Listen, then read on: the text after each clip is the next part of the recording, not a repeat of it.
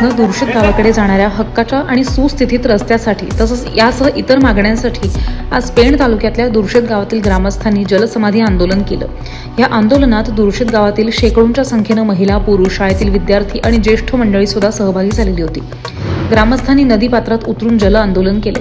यावेळी पेण प्रांताधिकारी प्रवीण पवार यांनी आंदोलनाला भेट देऊन आंदोलकांशी चर्चा केली आणि त्यांच्या मागण्यांबाबत येत्या 22 तारखेला मंगळवारी बैठक घेऊन चर्चेतून मार्ग काढण्यात येईल असं सांगितलंय। या आंदोलनाला विविध सामाजिक संघटनांसह राजकीय पक्षांनी पाठिंबा दर्शवलाय। यामध्ये सामाजिक कार्यकर्ते उदय गावंड, मिलिंद गावंड, अजय भोईर, सूरज भोईर, नितेश डंगर, वैशाली पाटील, प्रसाद भोईर, संदीप ठाकूर आणि शेकडो ग्रामस्थ, महिला, विद्यार्थी, युवक युवती मोठ्या संख्येने उपस्थित होते। दुर्शित गावाच्या वरच्या बाजूला असलेल्या अनेक दगडखाणींच्या दररोज चालणाऱ्या 300 ते 350 ओव्हरलोड गाड्यांमुळे खराब झालेला रस्ता, गौण खनिज प्लांटमुळे ऐतिहासिक किल्ल्याला उद्भवणारा धोका, भरण्यात येत असणारी तुरळक रॉयल्टी या महत्त्वाच्या मागण्यांसंदर्भात मागच्या 17 जूनला ह्याच ग्रामस्थांनी आंदोलन पुकारलेलं होतं।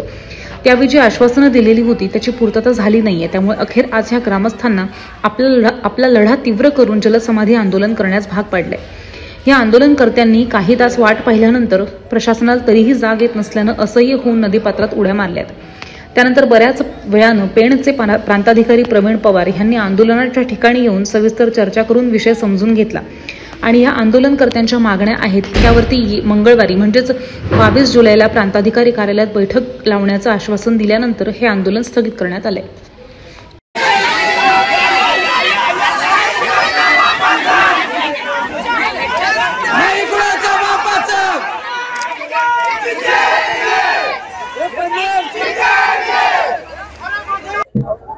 आज दुर्शित ग्रामस्थांचा आंदोलनाचा विषय होता। या संदर्भात प्रत्यक्ष सर्व निवेदनकर्ते होते, यांच्याशी आम्ही चर्चा केलेली आहे, त्यांचा विषय समजून घेतलेला आहे आणि एकूण 4 मागण्या आहेत। या मागण्याबद्दल विस्तृतपणे चर्चा करून त्याचा एक अंतिम निर्णय घेण्यासाठी आम्ही आमच्या कार्यालयामध्ये मंगळवारी बैठक लावलेली आहे आणि त्या बैठकीमध्ये अंतिम निर्णय घेऊन पुढची कारवाई आपण सुरू करूया।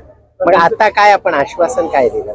आश्वासन जे रस्त्याच्या अनुषंगाने त्यांचा जो विषय आहे तर तो आपल्याला प्रायोरिटीने सोडवायचा आहे आणि तो विषय आम्ही मंगळवारच्या बैठकीमध्ये आढावा बैठक जी आहे त्या बैठकीमध्ये आम्ही सोडवू। 4 मागण्या कोणत्या आहेत?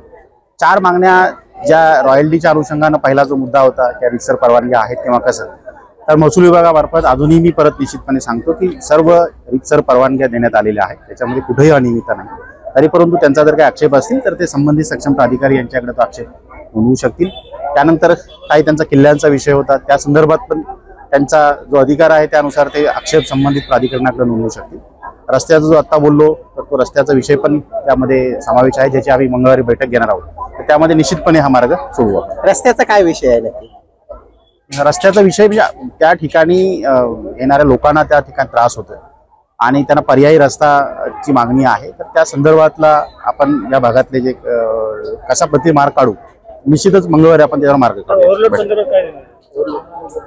त्या संदर्भात पण मंगळवारी पूर्ण आम्ही चर्चा घेऊ, कारण बैठक झाल्यावरच ह्याच्यामध्ये निश्चितपणे धोरण आपण निश्चित करूया की काय याच्या मागचं कारण। नमस्कार, पहिल्यांदा हा आपण लढा चालू केला होता की आमचा हा जो 400 मीटरचा जो रस्ता आहे तो रस्ता अवजड वाहन वाहक मुक्त व्हावा यासाठीचा आपला हा प्रयत्न होता।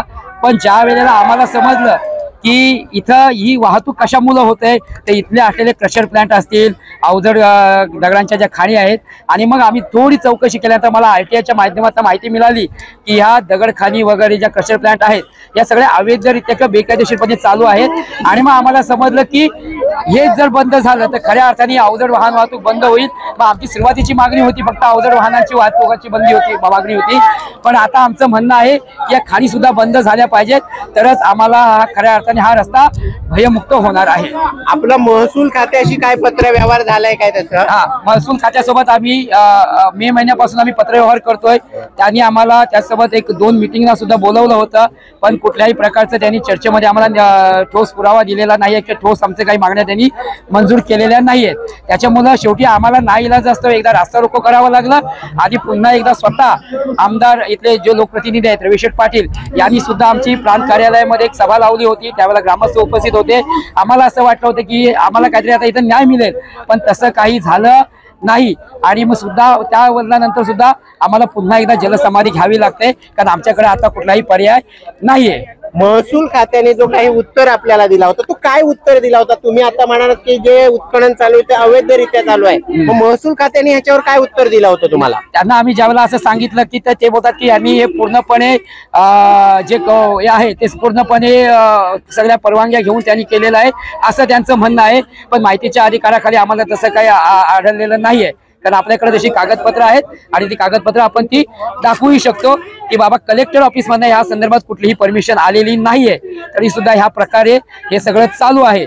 तर म्हणून हा आमचा लढा आहे. त्याच्यासोबतच हा ज्यावेळेला पर्यायी रस्ता करण्याची ज्यावेळेला वेळ आली त्यावेळेला ह्या बालगंगा नदीमध्ये जे दुर्शेत आणि बलवली खरोशी गाव आहे या बालगंगा नदीच्या तीरावर वसलेले आहेत, ही गावं ऑलरेडीच पूरग्रस्त आहेत आणि या नदीमध्ये एका रात्रीमध्ये 500 JSWचे डंपर टाकण्याचा घाट घातला होता.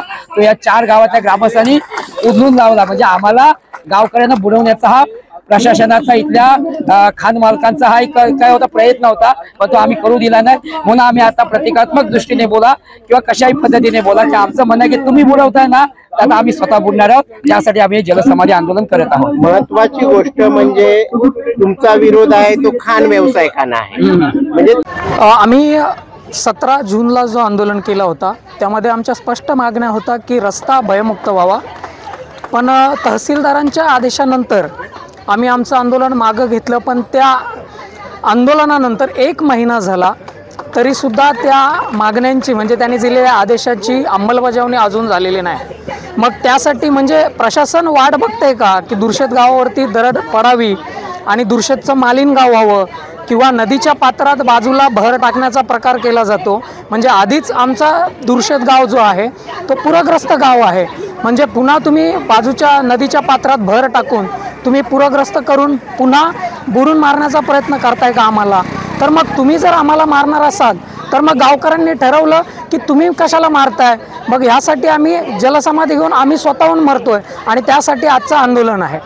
म्हणजे प्रशासन याची खबरदारी घेत नाही आहे. खरं तर आम्ही जर विचार केला तर बाजूला जगाच्या पाठीवरती युनेस्को आपल्या गडकिल्ल्यांची दखल घेते, पण इथल्या स्थानिक गडकिल्ल्यांची दखल आपल्या प्रशासनाला नाही आहे. कारण बाजूला जिथं सांक्षी किल्ला आहे त्या सांक्षी किल्ल्याच्या बाजूला हे उत्खनन चालतं, पण ह्याची कोणीही दखल घेत नाही. आणि प्रशासनाचं म्हणणे आहे की आम्ही हे चढणारे अवजड जे काही डंपर आहेत ते आम्ही बंद करू शकत नाही. त्याचं कारण ते म्हणताना त्यांनी सांगितलं की आम्ही रॉयल्टी भरतोय. म्हणजे जे व्यावसायिक आहेत ते रॉयल्टी भरतायत, पण मला सांगायचं आहे समोरची माणसं रॉयल्टी भरतायत म्हणून तुम्ही गावकऱ्यांच्या जीवाशी खेळणार आहात का? आणि हा प्रकार किती दिवस चालेल? म्हणून आज हे जलसमाधी आंदोलन आहे. प्रशासनानं याची दखल घ्यावी आणि दुर्शेतकरांचा भयमुक्त रस्ता मोकळा करून द्यावा, ही आज या आंदोलनाच्या मागचा खूप मोठा उद्देश आहे.